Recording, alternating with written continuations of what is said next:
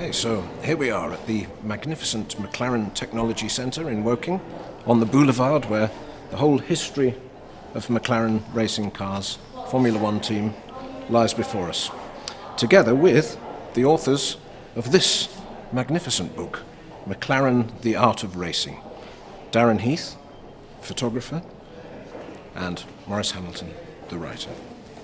I'd just like to ask you guys a little bit about this brand new book, but why, in particular, McLaren? The engineering integrity of the place, just look about us. It's an amazing temple to the sport, really. Well, as Darren says, you just simply have to look around you, and I think it's important to point out that no other Formula One team is like this. None go to this detail, and that tells you everything about almost an obsession to getting things perfect and getting it right. And that's reflected not just in what you're seeing here, but also in the results, the 1/12 Drivers' World Championships, over 100 Grand Prix. Well, the book is called The Art of Racing, after all, and it's published by the fine art book publisher Prestel. And this, to me, looks a bit like a work of fine art. It looks like a Jeff Wall photograph, who spends 2 years preparing a photograph. How did you get this? Well, I didn't have 2 years to prepare it. That would be a luxury not afforded in Formula One. But it's the guys, the mechanics of the Formula One team, getting ready just before the Italian Grand Prix, about an hour or so before the actual race starts.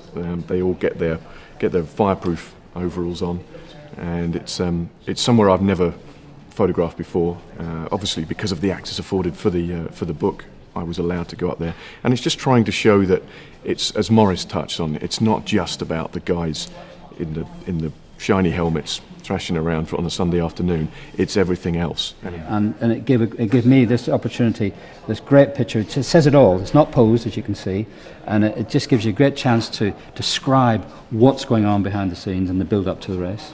Well, we think this book is not just of appeal to die-hard Formula One fans or McLaren fans, but it's got a luxury lifestyle kind of element, and that definitely goes on with the more glamour races. And how long were you looking at them before this car came up? It's a shot where, as you say, it sums up everything that the perception that people have, perhaps, of Monaco, but it's the challenge of Monaco, and I guess the challenge of Formula One as a whole is to try and bring out that what people think is, the perception people have of the sport. Okay, Maurice, you were present when Darren spotted this pile of tyres. Yeah, this picture for me tells you why Darren Heath is the photographer he is, and why his pictures are so outstanding. A pile of tyres. So I see tyres all the time, so nothing new in that. We'll walk past them, wouldn't have given it a second thought. Darren has seen something that I would never see in a million years, and it's that. It's the early morning sunlight, the shadows on these piles of tyres, and I think it's just brilliant. It sums it all up. Thank you. It's just the type of picture I love to take. So we've talked a little bit about the lifestyle, the glamour, the locations, the incredible attention to detail, and a huge human effort that goes into simply getting two little cars to race on a race weekend.